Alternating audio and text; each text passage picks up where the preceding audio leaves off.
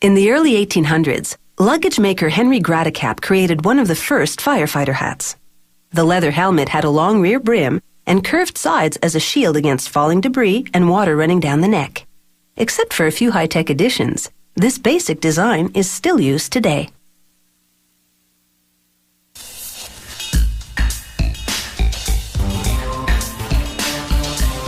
Leather is surprisingly flame-resistant. When reinforced, it also becomes a remarkable hard hat, protecting from heat, liquids, and sudden impact. On this newer model, the accessories shield the eyes and ears too. A helmet starts with 4 die-cut leather sections.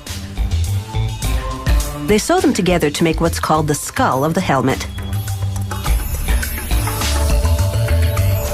This piece will become the brim of the helmet. To give the skull structure, a worker folds and sews each section, then flattens the crease with a special hammer. He uses a template to score a sewing line in the leather. Then he uses a powerful sewing machine to join the sections together. He now joins the 2 halves together, reinforcing them with double stitching. The resulting 8 ridges give the skull stiffness and strength.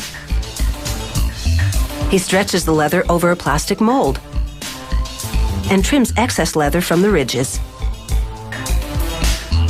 Then he clamps 4 vice grips to the rim. These attach to a hydraulic jack that stretches the skull overnight.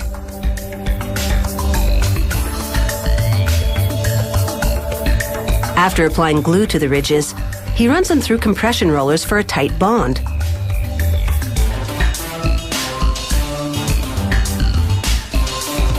They wet the brim piece several times to make it more pliable. Then they stamp it with a design used by this company since 1846.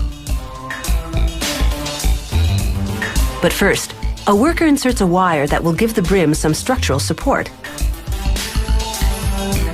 Then, a temporary plastic cover and a lid to ensure an even spread of pressure across the brim. She stuffs the edges of the leather inside before the press applies 10 tons of force to imprint the design.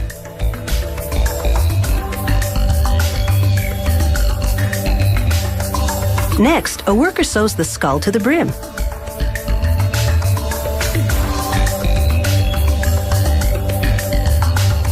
He removes the excess leather at the base of the skull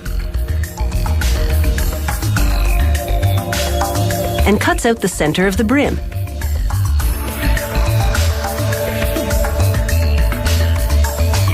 Then he removes the plastic mold. To seal the leather, they dip the hats in a vat of hot rosin, a type of tree sap. After 55 minutes, they remove them and let them dry at room temperature for 8 weeks. This slow-drying process makes the leather about as hard as wood. Drying it mechanically would make it brittle.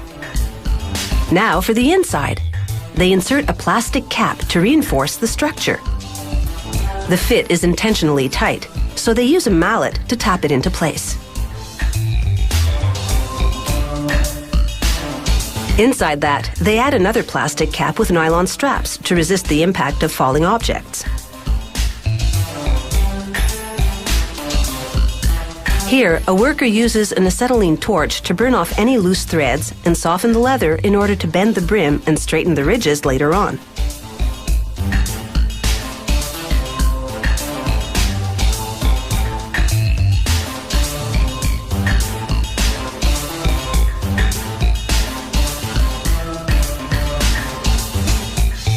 Turning up the sides is basically for aesthetics, but the longer edge in the back is to direct water away from the neck.